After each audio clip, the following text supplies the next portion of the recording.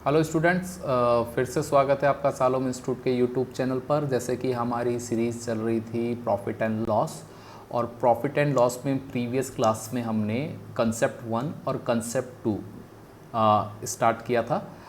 आज वाली क्लास में हम स्टार्ट कर रहे हैं कंसेप्ट 3। बहुत सिंपल से लेवल से हम इसको समझने की कोशिश करेंगे। ओके, हेलो स्टूडेंट्स, स्टार्ट करते हैं अपना कंसेप्ट 3 और प्रॉफिट लॉस का जो कंसेप्ट 3 है। देखो, मैं एक चीज़ आपको समझाऊं कि हम अभी जीरो लेवल पर हैं। अभी कुछ बच्चे ऐसे ना करें कि हम अभी सीधा ही एडवांस लेवल पर या हाई लेवल पर चले जाएंगे। हमें सभी को साथ में लेके चलना है। बहुत सारे बच्चे पहली बार मैथ सीख रहे हैं, वो भी ऑनलाइन।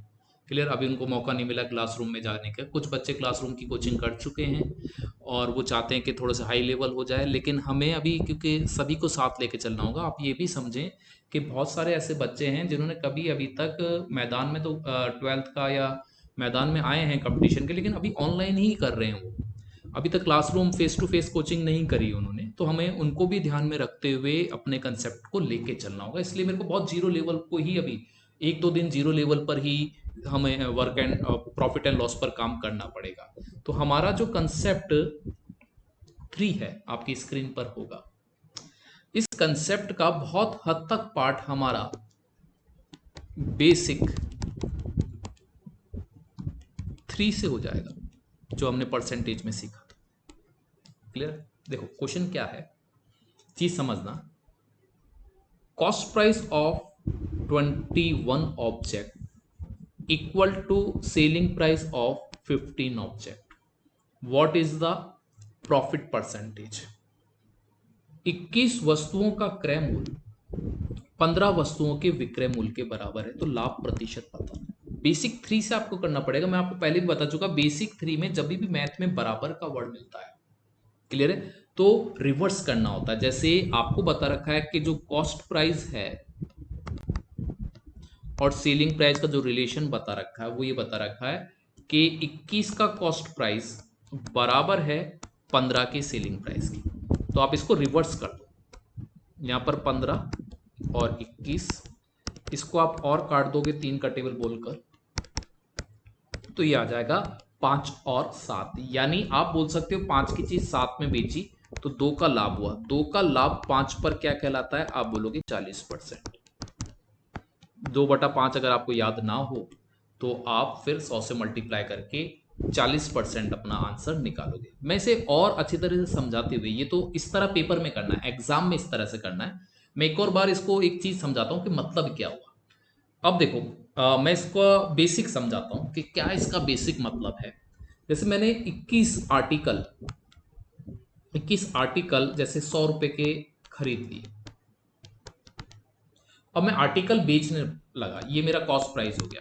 बेचने लगा तो एक आर्टिकल बेचा पैसा आया, 2 आर्टिकल बेचा पैसा आया। जैसे ही मैंने 15 आर्टिकल बेचे मेरे पास 100 रुपये आ गया।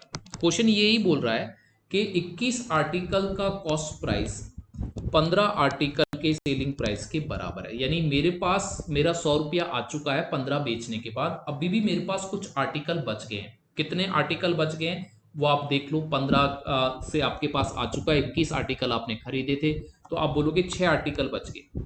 और 21 पर जब आप इसको निकालोगे, क्लियर, 15 आर्टिकल अपने पास बच गए और हमारे पास जो निकालना है, कितने का फायदा हुआ है? 6 का फायदा हुआ है। कॉस्ट प्राइस हमारी 15 पर निकल गई है। कॉस्ट प्राइस को हम 15 बताएंगे, तो 6/15 जब हम करेंगे तो अपने पास वही आ जाएगा 40%। एक तो तरीका ये हो गया कि चीज क्या बोल दी कि 21 वस्तुओं का क्रय मूल्य 15 वस्तुओं के विक्रय मूल्य का मतलब क्या होता है कि 21 वस्तु अगर मैंने 100 रुपए में खरीदी है तो 15 वस्तु बेचने पर 100 रुपया आ गया। यानी कॉस्ट प्राइस को अगर मैं इस 100 रुपए को डिनोट कराऊं तो 15 से कर सकता हूं। कॉस्ट प्राइस मेरी 15 हो गई है। जो पैसा जो खर्च करा था वो 15 से निकल आया। 6 मेरे पास अभी बच रहा है, उसको आपको 21 पे ना निकाल कर किस पे निकालना है? 15 पर निकालना है, क्योंकि 15 आपका कॉस्ट प्राइस को डिनोट कर रहा है। क्लियर है? मैं एक और तरीके से आपको बता सकता हूं कि आप ऐसे भी बोल सकते हो कि 21 आर्टिकल का cost price is equal to 15 article का सेलिंग प्राइस। कॉस्ट प्राइस यहीं रखो, सेलिंग प्राइस नीचे, 15 ऊपर ही रह जाएगा, 21 नीचे आ जाएगा। इसको भी काट लोगे तो अपने पास 5/7 आ जाएगा।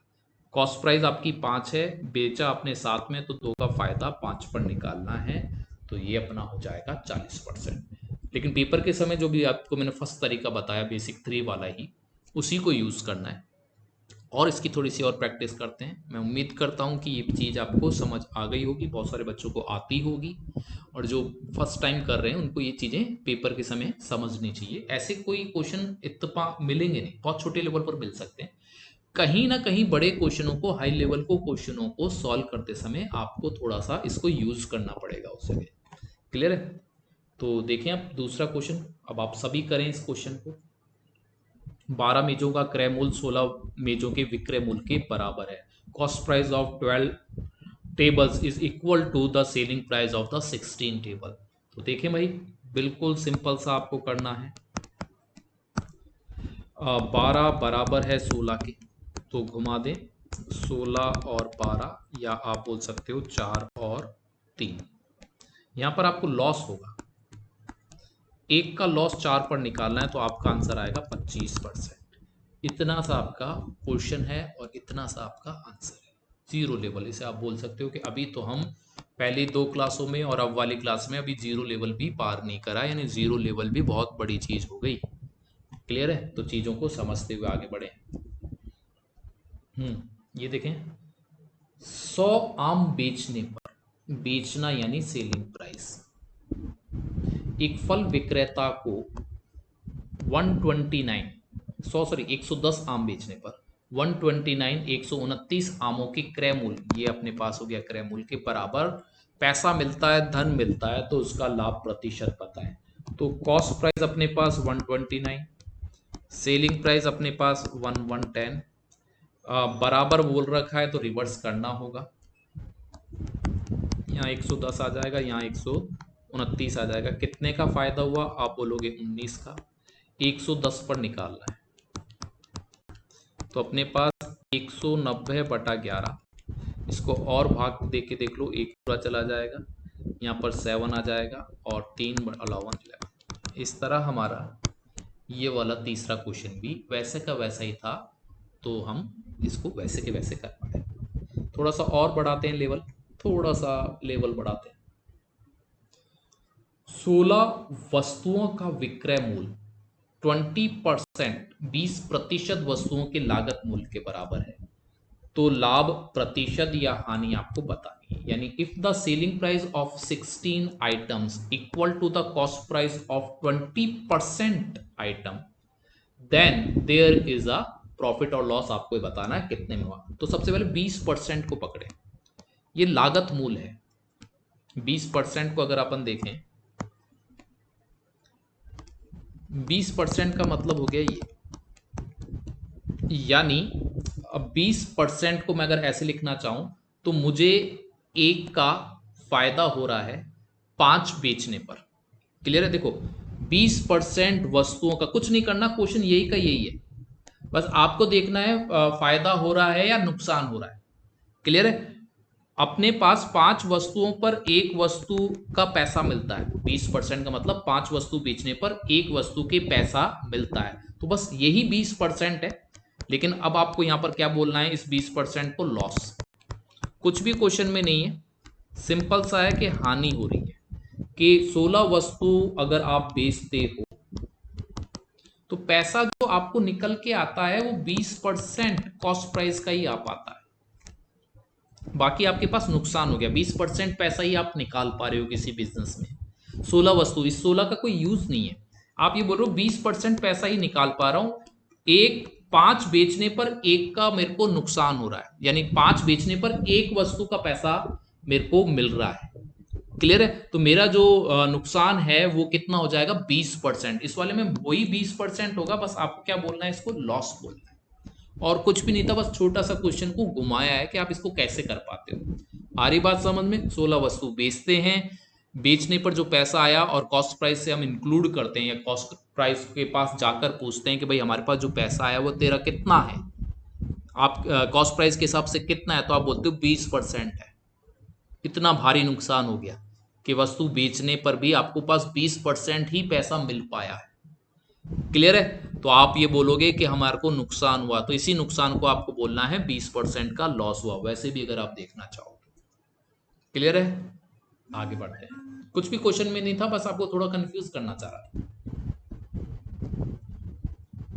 ये देखो रेशियो वाइज दे रखा है, लागत मूल्य और विक्रय मूल्य दे रखा है, यानी कॉस्ट प्राइस और सेलिंग प्राइस। कॉस्ट प्राइस को बोल रखा है 5 और सेलिंग प्राइस को 4 बोल रखा है। तो आप आराम से बोल सकते हो एक का नुकसान 5 पर क्या कहलाएगा, 20% की हानि। इतना आसान है। जो पहले वाले क्वेश्चन को अभी चौथा वाला क्वेश्चन करा है, उसी को बोलने का एक दूसरा तरीका। क्लियर है? वही का वही क्वेश्चन है, बस अब देखो रेशियो वाइज दिख रहा है। आ रही बात समझ में? आप यहां पर बोल सकते हो 16 अगर बेचा है तो यहां पर खरीदा कितना होगा, 20। 16 को अगर मैं 4 बोल रहा हूं तो 5 को कितना बोलूंगा, 20। आप ये भी बोल सकते हो कि 16 वस्तुओं का क्रय मूल्य 20 वस्तुओं के विक्रय मूल्य के बराबर है। सॉरी, 20 वस्तुओं का क्रय मूल्य 16 वस्तुओं के विक्रय मूल्य के बराबर है। ऐसा भी बोला जा सकता है इस वाले क्वेश्चन को और उस वाले क्वेश्चन को भी। दोनों क्वेश्चन सेम है। क्लियर?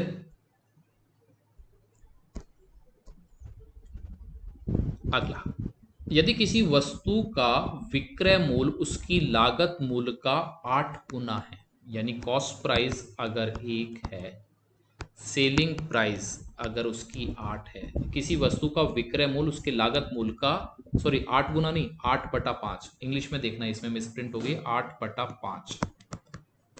यानी आप बोल सकते हो 8/5 का मतलब हो जाएगा कि 8 तो अपने पास सेलिंग है और 5 अपने पास क्या है, कॉस्ट प्राइस है। तो आप बोलोगे 3 का अपने को क्या हो रहा है, फायदा हो रहा है 5 पर। 3 का फायदा किस पे हो जाएगा, 60%। इतना छोटा जीरो लेवल का कंसेप्ट है, लेकिन मैं आपको फिर भी बता रहा हूं, काफी बच्चों के ये भी गलत हो जाते हैं। इस टाइप के क्वेश्चन भी गलत हो जाते हैं, जल्दबाजी में समझ लें या कुछ में। यहां पर करेक्शन कर लेना, हिंदी मीडियम वाले 8/5 है। क्लियर है? अगला क्वेश्चन एक बार करके देखें आप सभी। The cost price, selling price article का आपको रेशो बता रखा है A/B। If B is 200% of the percentage profit of the cost price is, एक वस्तु के क्रय मूल्य और विक्रय मूल्य का अनुपात बता रखा है। यदि B यानी विक्रय मूल्य A का 200% हो तो क्रय मूल्य पर लाभ प्रतिशत बताएं। ए का 200%, 200% को अगर विदाउट परसेंटेज देखना चाहूं तो मेरे पास आएगा 2/1। क्लियर है? यदि बी ए का 200% है, यानी सेलिंग प्राइस अपनी 2 है और कॉस्ट प्राइस अपनी 1 है, तो अगर 1 पर 2 कमा लिया तो 1 का फायदा हुआ। 1 पर 1 का फायदा कितना कहलाता है, 100%। कुछ बच्चों का इतना छोटा लेवल वाला क्वेश्चन भी गलत हो जाता है, कुछ बच्चों का। क्लियर है? वो इन चीज़ों को समझ ही नहीं पाते कि कॉस्ट प्राइस को ए बता रखा है रेशो में, सेलिंग प्राइस को बी बता रखा है रेशो में। अधिक होता, अधिक नहीं है, बी ए का 200% है, यानी बी अगर 200% है तो ए कितना है, 100 है। उससे आप समझ सकते हो। अगर आपसे ये इसी क्वेश्चन में ये बोल देता कि बी ए का 200% अधिक है, तो फिर आप अधिक का मतलब 3 और 1 अदद। मैं परसेंटेज में सारे बेसिक समझा चुका हूँ और आपको उस टाइम समझाया भी था। कोई बच्चा अगर प्रॉफिट लॉस से अपने को स्टार्ट कर रहा है तो बहुत ज़रूरी है परसेंटेज की सारी क्लास उसको लेनी। 18-19 क्लास हैं, वो सारी आपको लेनी पड़ेगी। क्लियर है?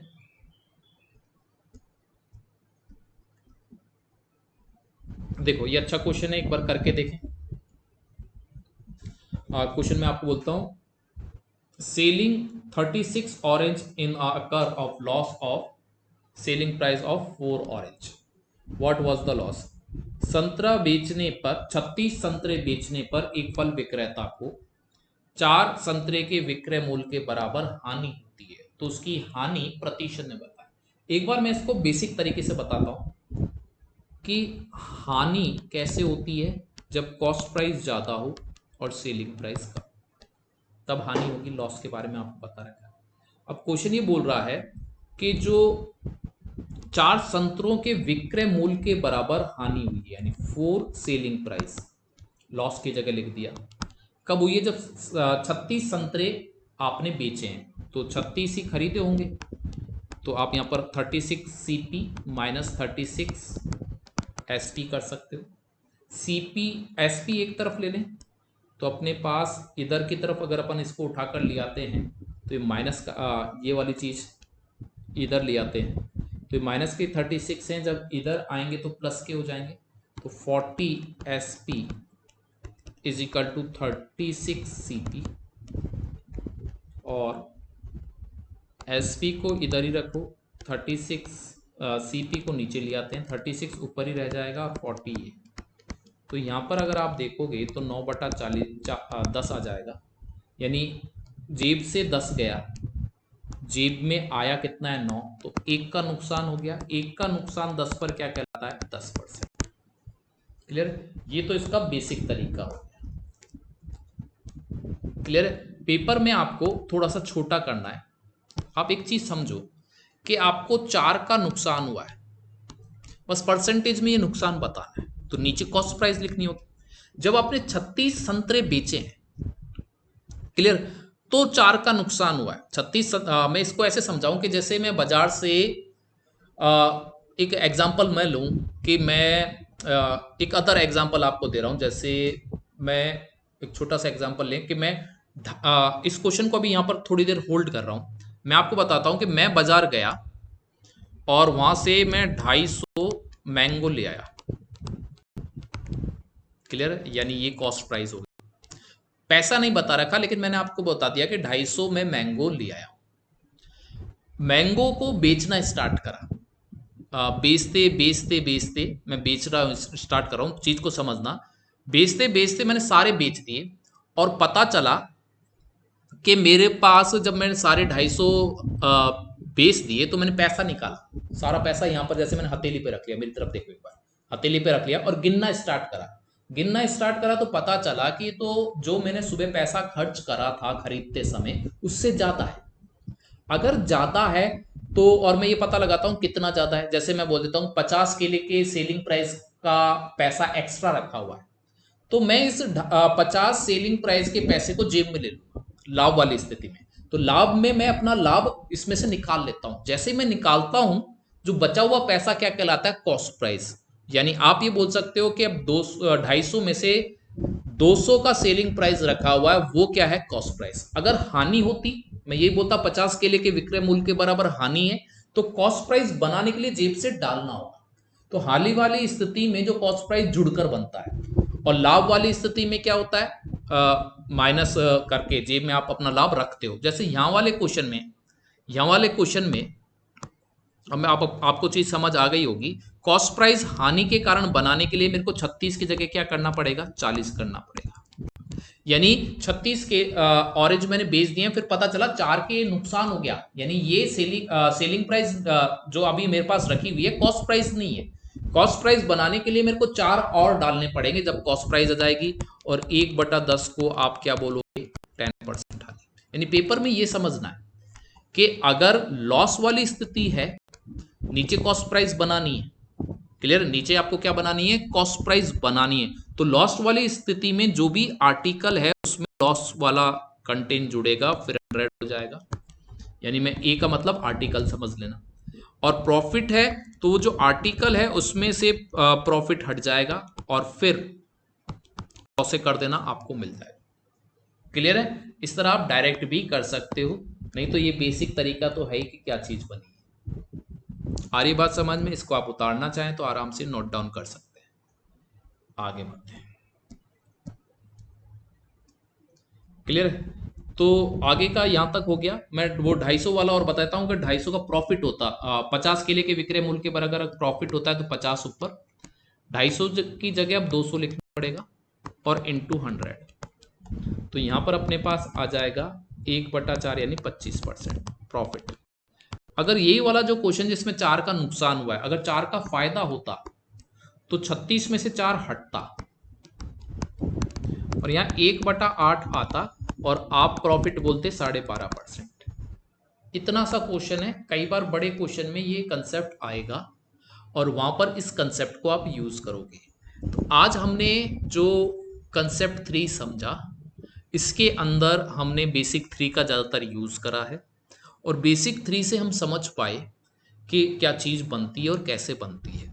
ये सारा कंसेप्ट, ये छोटे लेवल के डायरेक्ट क्वेश्चन ऐसे नहीं आते, कभी कभार आ जाते हैं। ये कंसेप्ट आपको बड़े लेवल के प्रॉफिट एंड लॉस के क्वेश्चन जब हम सॉल्व करेंगे लेवल 2 और लेवल 3 के, तब काम आएगा। क्लियर है?